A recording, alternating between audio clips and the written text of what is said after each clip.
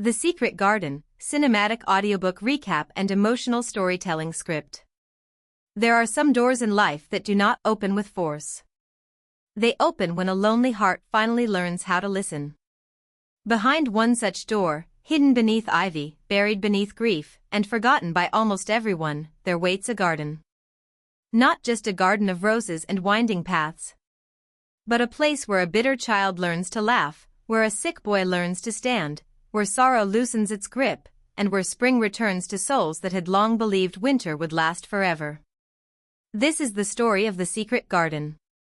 A story of loneliness, of mystery, of friendship, and of the quiet magic that begins when someone unloved discovers that life is still growing, even in the darkest corners.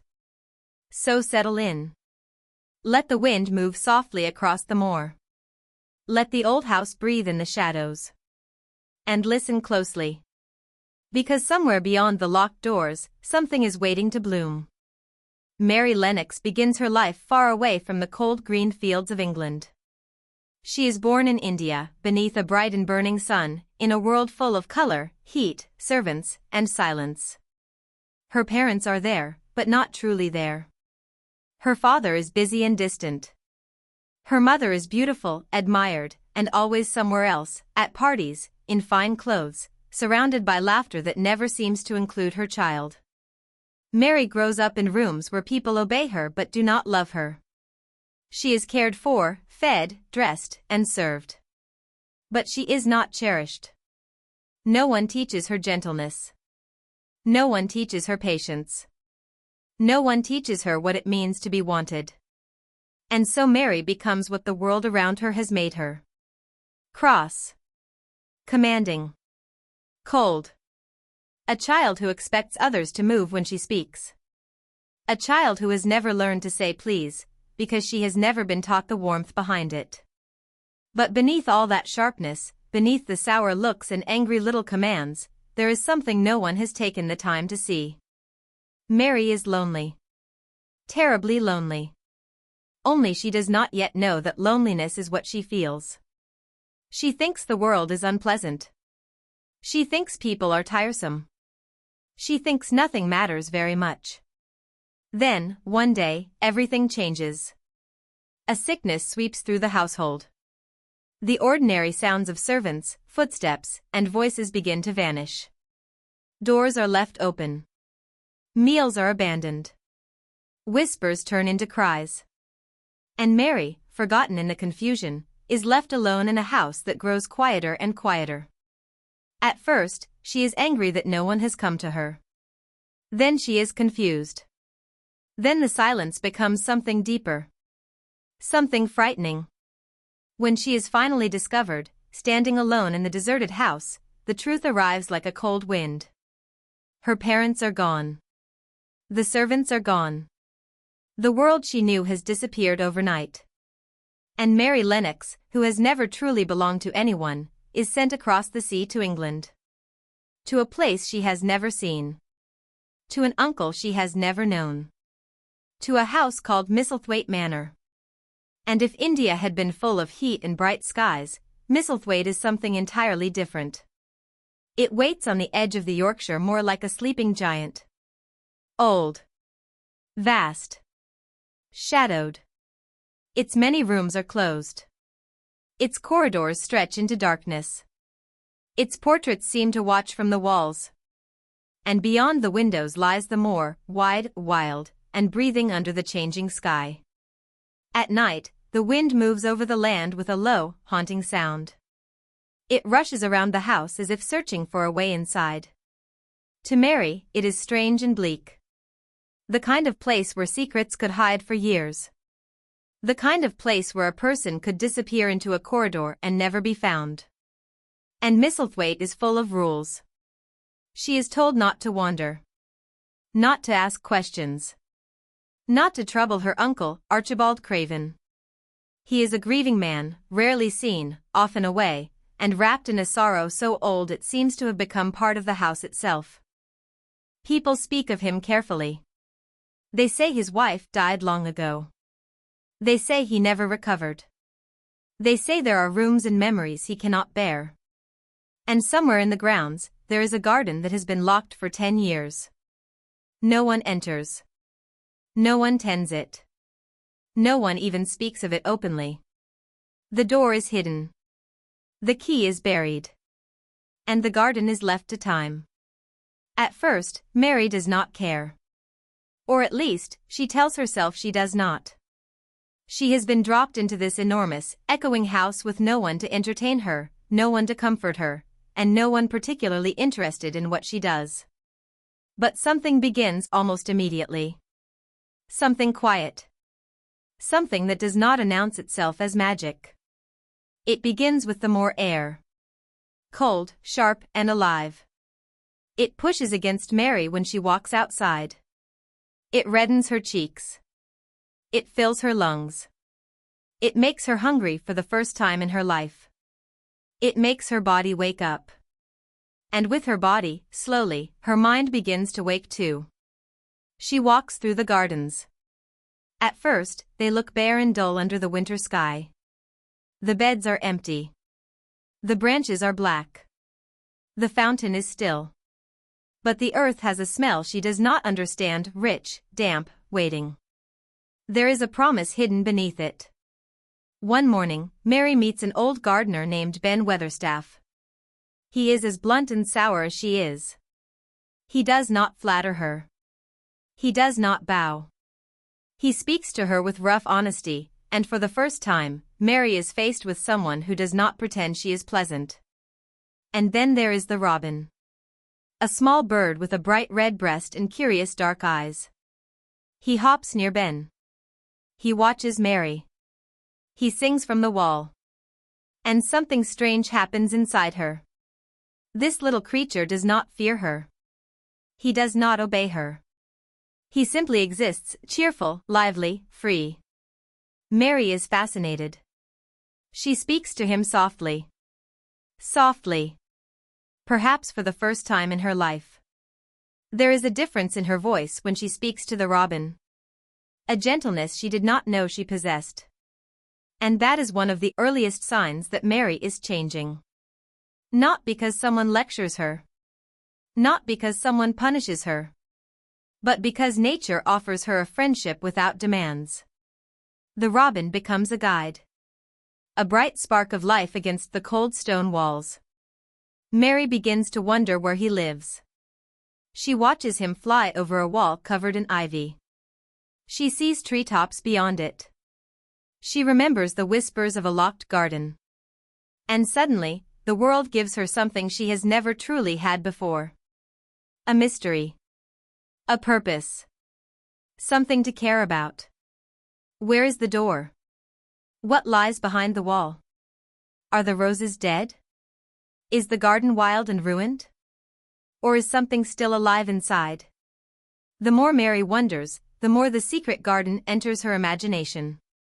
It becomes a place she thinks about when she wakes. A place she searches for when she walks. A hidden world that belongs to no one. Or perhaps is waiting for someone. Then, one day, as the robin hops near the ivy-covered wall, Mary notices something in the earth. A small piece of metal half buried. She pulls it free. It is old. Rusty. Forgotten. A key. And in that moment, the story opens. Because some keys do not simply unlock doors. Some keys unlock people. Mary hides the key and continues her search. The ivy is thick along the wall, tangled and dark, like a curtain drawn over the past. She feels along it. She studies it. And then, one day, the wind moves the leaves just enough. A hidden shape appears. A door. Small. Secret. Almost swallowed by green. Mary's heart beats faster. She has found it. The place no one has entered for 10 years. The garden of the dead wife. The garden of grief. The garden everyone has forgotten. With trembling hands, she fits the key into the lock. It turns. The door opens. And Mary steps inside. For a moment, there is only stillness. The garden is not what she expected. It is not bright and blooming. It is winter-worn and overgrown. Rose branches twist like sleeping fingers. Vines trail across paths. Leaves lie thick on the ground. Everything seems abandoned. And yet, it is not dead. That is what Mary begins to sense. Not dead. Only waiting. The trees still stand. The earth is still dark and rich. Tiny green points are beginning to push through the soil. Life is hidden everywhere, quiet and stubborn. Mary does not fully understand why the place moves her. But it does. Perhaps because the garden is like her. Neglected. Closed away. Thought unpleasant. Thought empty. But beneath the surface, still capable of growing. She decides it will be her secret. Her own place. She will come every day. She will clear the weeds. She will tend the soil. She will learn what is alive and what is not. And in caring for the garden, Mary begins, without knowing it, to care for herself. The secret garden gives her responsibility. It gives her wonder. It gives her a reason to wake with curiosity instead of boredom. And soon, another person enters the story, someone who seems almost made of the moor itself. Dickon. He is the younger brother of Martha, the warm-hearted servant girl who speaks to Mary in her lively Yorkshire way. Martha is one of the first people at Misselthwaite who treats Mary not like a delicate little mistress, but like a child who ought to learn how to do things for herself. Through Martha, Mary hears of Dickon. A boy who roams the moor. A boy animals trust. A boy who knows where birds nest, where fox cubs hide, and when the earth is ready for seeds. To Mary, he sounds almost unreal. Like someone from a fairy tale. When she finally meets him, he is exactly as wondrous as she imagined, but in a simple, earthy way. He arrives with the scent of fresh air on him. He carries the quiet confidence of someone who belongs outdoors. Birds and animals seem comfortable around him. He does not force life. He listens to it. And Mary, who has never known how to make friends, finds herself trusting him. She shows him the garden. This is a great act for Mary. To share her secret means to open a part of herself. Dickon does not laugh. He does not take over. He understands at once that the garden is special. Together, they begin to work. They cut away dead growth. They uncover shoots. They plant seeds. They make plans. The garden, once a symbol of grief, slowly becomes a place of friendship. And with every hour Mary spends there, she changes more. Her cheeks grow pink. Her limbs grow stronger. She sleeps better. She eats with appetite. She thinks less about being served and more about what needs doing. Her sharpness softens. Her loneliness loosens. The garden teaches her through dirt under her nails, wind in her hair, and the quiet joy of watching something grow because she helped it grow. But Misselthwaite Manor still holds another secret. At night, Mary hears crying. Not the wind. Not a servant. A child. Somewhere deep in the house. The sound comes and goes through the corridors like a ghost. The servants deny it. The housekeeper avoids questions. But Mary has already found one hidden thing. Now she cannot ignore another. Who was crying in the night? Why is a child hidden in the house? And why does everyone pretend not to hear? One evening, curiosity leads Mary through the dark passages of the manor. The house feels alive around her, old wood creaking, tapestries shifting, shadows pooling beneath doors. She follows the sound. A sob. A complaint. A voice. At last, she finds a room. Inside is a boy. Colin Craven. Her cousin. The son of Archibald Craven. The child no one told her about. Colin is pale, fragile, and used to being obeyed. He has lived much of his life in bed, convinced that he is doomed to become ill, deformed, or dead. Everyone around him has treated him as breakable. Their fear has become his fear. Their whispers have become his truth.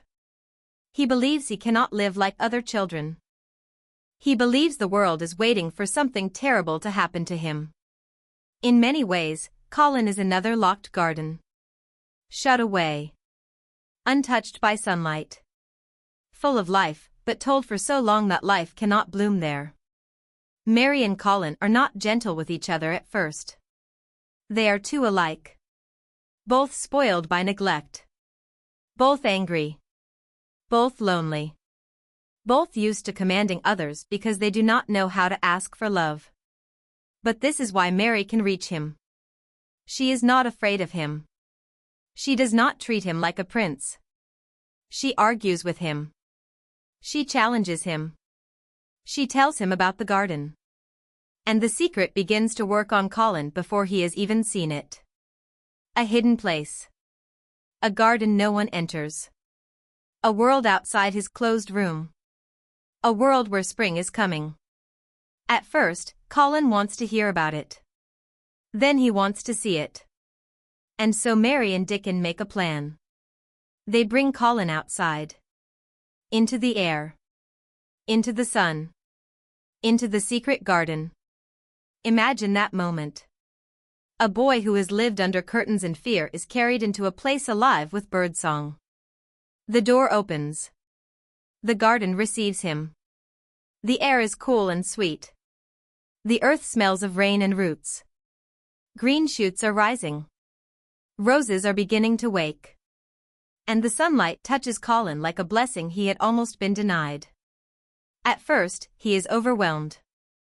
Then something inside him begins to respond. Not all at once. Healing rarely happens all at once. But slowly. Breath by breath. Day by day. The garden becomes Colin's medicine. Not a potion. Not a miracle in the flashy sense. But movement. Sunlight. Friendship. Laughter. Fresh air. Hope.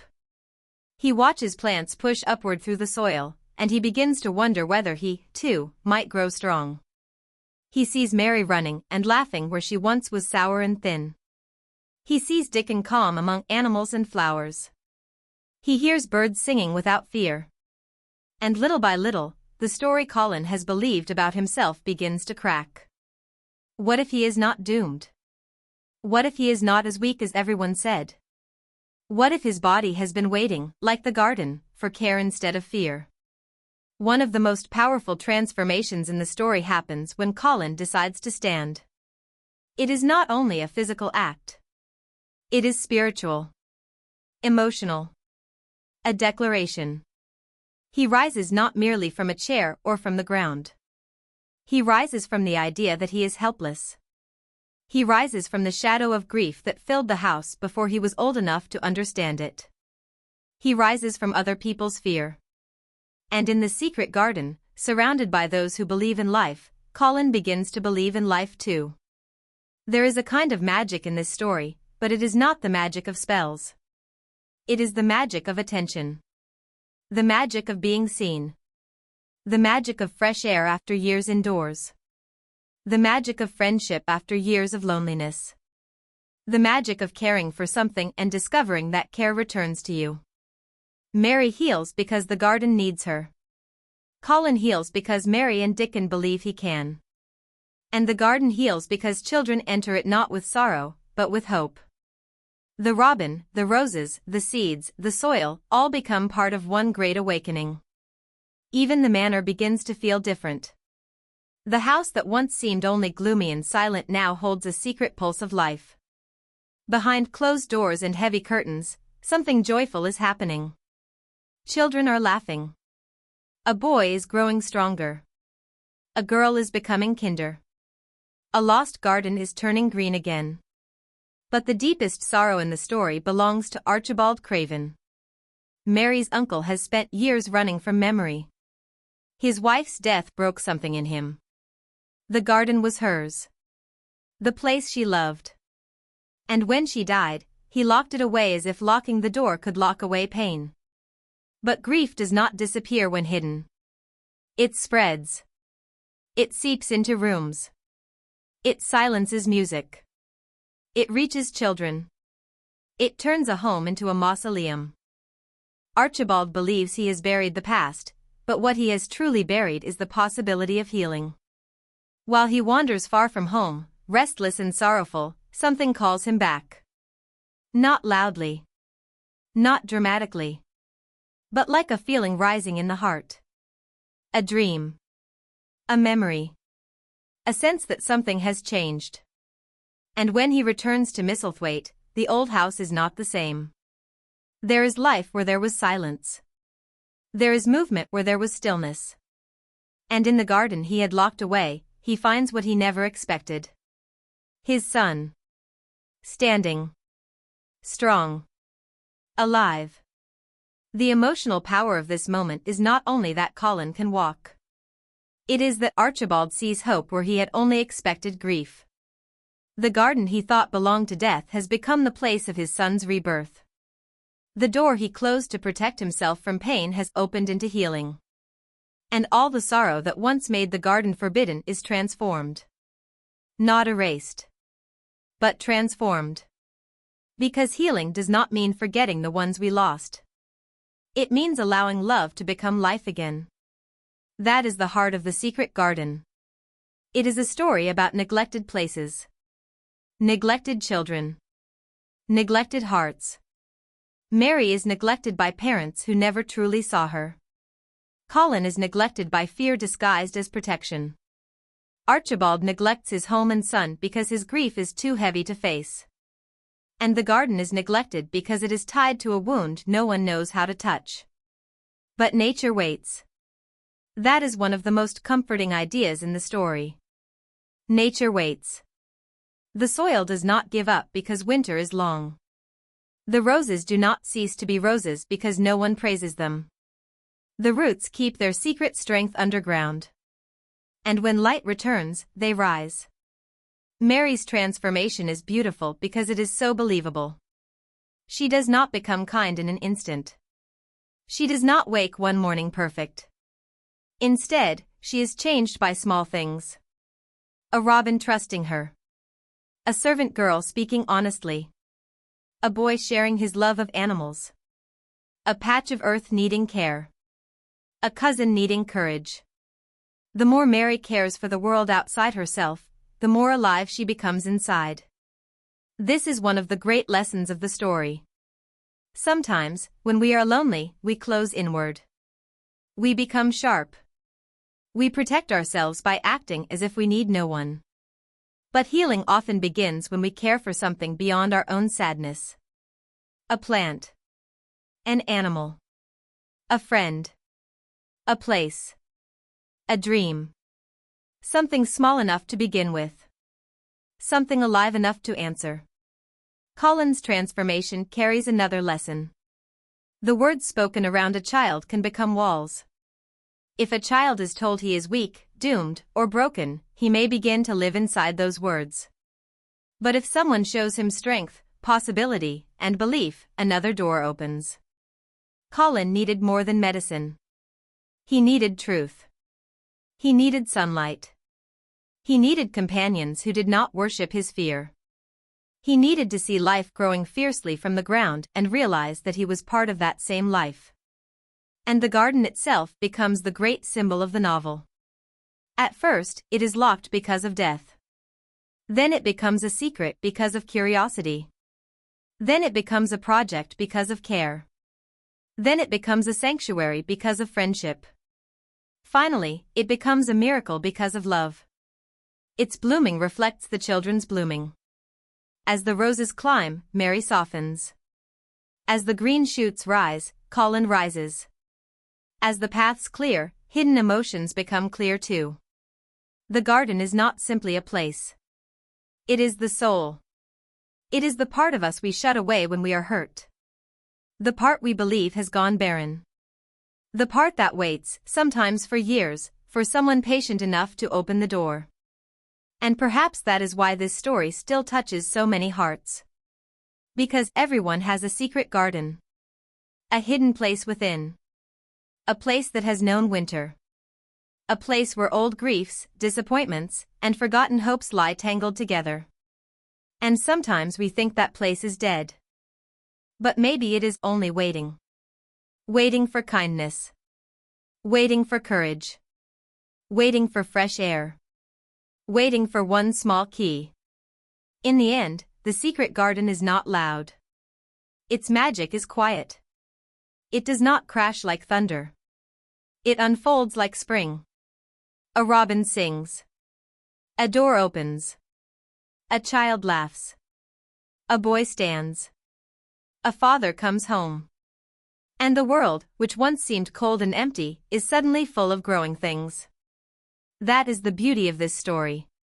It reminds us that healing is possible even after long silence. That friendship can reach places commands never could. That children need love as much as food and shelter. That grief must be allowed to breathe. And that hope, like a seed, can survive underground far longer than we imagine. Mary Lennox arrives at Misselthwaite Manor unwanted, unkind, and alone. But she leaves behind the version of herself that loneliness created. Through the garden, she learns wonder. Through Dickon, she learns friendship.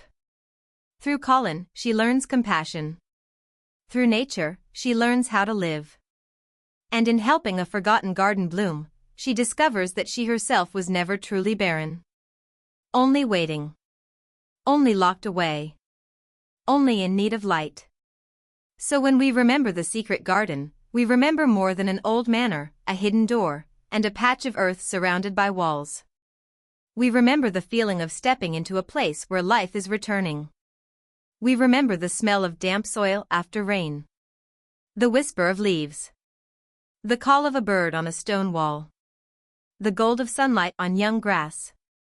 The fragile courage of a child trying to become better. And we remember that sometimes the most powerful miracles are not found in escaping the world, but in learning how to belong to it. Perhaps tonight, as you close your eyes, you can imagine that garden. The ivy stirring softly. The old key warm in your hand. The door opening inward. And beyond it, not perfection, but possibility. A place where wounds become roots. Where loneliness becomes friendship. Where grief becomes memory. Where spring comes again.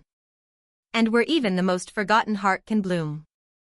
If this story moved you, and you enjoy emotional, cinematic audiobook retellings of classic literature, please take a moment to like this video, subscribe to the channel, and turn on notifications. Your support helps bring more timeless stories to life, with warmth, atmosphere, and heart. Thank you for listening. And remember, some doors are hidden for years.